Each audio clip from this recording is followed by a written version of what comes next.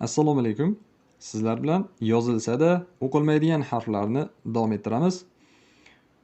Ushbu so'zlar kabi so'zlar qo'shib o'qilganda o'rtalaridagi fatha, kasra, domma va sukun yozilmagan har qanday harf o'qilmay tushirib qoldiriladi degan qoida. Eslab qola oldinglarmi? Soddaroq qilib tushuntiramiz. Mana bu so'za ikkita so'z kelyapti. Bir-biriga qo'shib o'qilyapti. Mana shunday qo'shib o'qilganda ularni o'rtasidagi, mana bu yerda aliflar kelyapti, o'rtasida fatha, kasra, domma, sukun alomati bo'lmagan har qanday harf o'qilmaydi deyapti. Mana bu yerda ikkita alif kelyapti. Mana shu ikkalasi ham o'qilmaydi. Chunki bularni na fatha, na kasra, na domma, na sukuni bor. Demak, harakatsiz harflar, sukunsiz harflar o'qilmaydi degan qoida. Qachonki ikkita so'z qo'shib o'qilganda yoki ikkita uchta so'zlar bir-biri bilan qo'shib o'qilganda. Mana bu yerda haza agar o'zi bo'lganda haza bo'lib cho'zilardi. Mana bu za cho'zilardi, mad holat bo'lardi. Lekin qo'shib o'qilganda shu mad holati yo'qoladi-da. Hazal qilib zaldan lomga o'tiladi, cho'zish bo'lmaydi. Hazal baladu. Hazal baladu. Va eslatib ketay, mana bu yerda lam kelyapti. Oldingi darsimizda xuddi shu lam harfi o'qilmaydigan holatni ko'rgandik va aytgandikki, buni eslab qolish oson. Agar lam harfi ustida hech qanday belgi bo'lmasa, sukuni, fatha, kasra, dommasi bo'lmasa, lam o'qilmaydi va ana shunday holatda o'zidan keyingi harfda mana bu yerda tashdidi bo'ladi degandik. Bu yerda lam o'qiladi, chunki uning ustida sukun bor va o'zidan keyingi harfda tashdid yo'q. Demak, shundan bilamizki, lam harfi bu yerda o'qiladi. Demak, hazal baladu deb o'qisak to'g'ri bo'ladi. Hazal baladu qilib o'qisak noto'g'ri bo'ladi. Keyingisi mal qori'atu. Mal qori'atu. Keyingisi mal hutamatu. Mal hutamatu. Keyingisi hazallazi. Mana e'tibor bering, o'rtada ikkita alif o'qilmayapti. Hozir birinchi qatorda ikkitadan alif kelyapti-da, ikkala alif ham o'qilmayapti. Hazallazi. Mana zdan keyingi y bu yerda nima vazifada kelyapti? Cho'zish uchun mana bu yerda tikka qilib yozilgan kasra damil bosilgan bo'ladi. Hazallazi. Ba'zi holatlarda mana shu kasra tikka emas, qiya qilib yozilgan bo'ladi. Shunda baribir shunda ham y harfi bu yerda o'qiladi. Keyingisi manzallazi. Manzallazi. Cho'zamiz.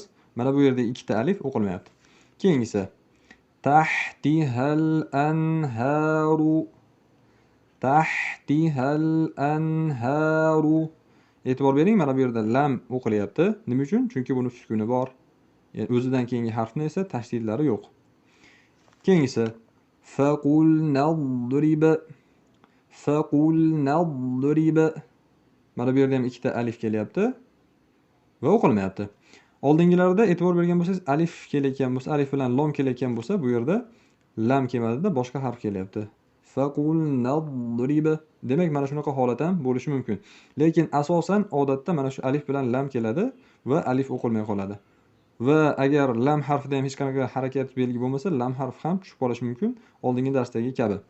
Keyingisi mana bu so'z, bunga e'tibor qilasizlar. Bi'salismu. Bi'salismu. Mana bu yerda bi'sa, undan keyin mana bu o'qilmaydi, alif o'qilmaydi, keyin lam o'qiladi. Mana bu kasra ana shunga tegishli, ya'ni bi'salismu, bi'sal ismu deb emas, bi'salismu deb o'qiymiz. Bi'sal deb turib lomni to'xtatib qo'ysak, mana bu yerda sukun bo'lishi kerak. Demak, sukun yo'qmi? Demak, lismu deb o'qiymiz. Bi'salismu. Bi'sal ismu desak xato, bi'salismu desak to'g'ri bo'ladi. Ikkalasi bir-biriga o'xshash talaffuzi. Ozgina e'tibor bersangiz, diqqat qilsangiz, yana mana shuni tushunib olasiz. Bi'sal ismu xato bo'ladi, chunki bu yerda sukun yo'q. Endi shuni bi'sa lismu desak, bi'sa lismu desak to'g'ri bo'ladi. Mana bu yerdagi alif o'qilmayotgan bo'ladi. Keyingisi ihdinas sirata. Ihdinas sirata. Mana bu yerda endi 3 tadan harf o'qilmasligini boshladi. Mana birinchi alif o'qilmayapti, ikkinchi alif o'qilmayapti va uchinchi lam harfi o'qilmayapti. Sababi nima? Lamda hech qanaqa belgisi yo'q va o'zidan keyin tashdid kelyapti. Keyingisi ya ayyuha. Mana bu belgining nomi nima edi? Mad belgisi edi. Demak, buni 4 ta yoki 5 ta cho'zishimiz kerak. Ya ayyuhan nasu. Ya ayyuhan nasu. Yana bir eslatma. Mana bunday nun tashdidlangan holatda biroz ushlab turib talaffuz qilinadi. Ya ayyuhan nasu, ya'ni an-nasu qilib talaffuz qilsak yaxshi bo'ladi.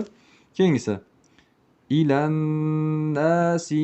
Bu yerda ham xuddi shunaqa holat. Mana nunga e'tibor bering. Nunni biroz ushlab turib talaffuz qilsak yaxshi bo'ladi. Va mana bu yerda y va alif, lamlar o'qilmayapti. 3 tadan harf o'qilmayapti. Ilan nasi. Keyingisi alan nasi. Bu ham oldingisiga o'xshash. Keyingisi fil ardi. Fil ardi. Mana bu yerda lam o'qilyapti, ha? Y va alif o'qilmayapti. Keyingisi fis suduri. Fis suduri. Qalut takhaza. Qalut takhaza. Mana bu yerda vav, alif o'qilmayapti. Chunki bularni nimasi yo'q? Harakati yo'q. Keyingisi qaluda'u. Qaluda'u. Bu yerda ham xuddi shunaqa holat. Keyingisi laqullazina. Laqullazina utul kitaba. Utul kitaba. Endi mana bu yerdagi so'zga e'tibor bering. Oldingi darsimizda aytgandikki, agar alif uning ustida domma kelgan bo'lsa, undan keyin vav keladigan bo'lsa, nima qilardik? Vovni o'qimas edik. Lekin bu yerda boshqacharoq vav kelyapti. Ya'ni mad harfiga o'xshab yozilgan, ha? Mana bu domma emas, mana bunaqa boshqacharoq holatda keladigan bo'lsa, bu yerda mana bu cho'zilib o'qiladi. Ya'ni utul kitaba qilib o'qiladi. Aks holda agar mana bunday oddiy domma keladigan bo'lsa va buni ustida kichkina dumaloq belgi bo'ladigan bo'lsa, ba'zi kitoblarda shunaqa holat bo'ladi. Ya'ni oddiy dommani qo'yib turib, ustiga nima qo'yadi? Dumaloq belgi qo'yib qo'yadi, sukunga o'xshash. Shunda utul kitaba bo'ladi. Lekin unday emas, bu yerda utul kitaba qilib o'qishimiz kerak. Bu yerda 4 ta harf o'qilmaydi. E'tibor bering. Oldindan sanab olaylik. 1 ta, 2 ta, 3 ta, 4 ta. O'qiymiz. Va aqimus solata. Va aqimus solata. Va e'tibor bering, mana bu yerda nima kelyapti? Vav harfi alifga o'xshab o'qilyapti. Demak, bu vav alifiyya. As-solatu da solatunni ko'rgandik, shundan o'qiyotganda. Keyingisi va atuz zakata. Bu yerda ham 1 ta, 2 ta, 3 ta, 4 ta harf o'qilmayapti. Va atuz zakata. Va mana bu yerda biroz cho'zish belgisi bo'lib tikka qilib yozilgan nima bor? Fatha bor. Va atuz zakata. Va amilus solihati. Va amilus solihati. Mana bu yerda ham 1 ta, 2 ta, 3 ta, 4 ta harf o'qilmayapti. Bularning o'qilmasligini sababini oldingi darslarimizda ham ko'rgandikki, vav harfi kelib, undan keyin mana bunday alif keladi. Bunda mana bu alif ham o'qilmas edi. Oldingi darsimizda o'tganmiz, al keladigan bo'lsa va undan keyin mana bu tashdid holatlari keladigan bo'lsa, bunda alif ham, lom ham o'qilmaydi degandik. Va bugungi darsimizdan xulosa qiladigan bo'lsak, qaysiki harf mana bu yerda ko'ryapmizki, qaysiki harf harakatsiz yoki sukunsiz holatda bo'ladigan bo'lsa, mana bularga o'xshash, ular o'qilmay tushirib qoldiriladi.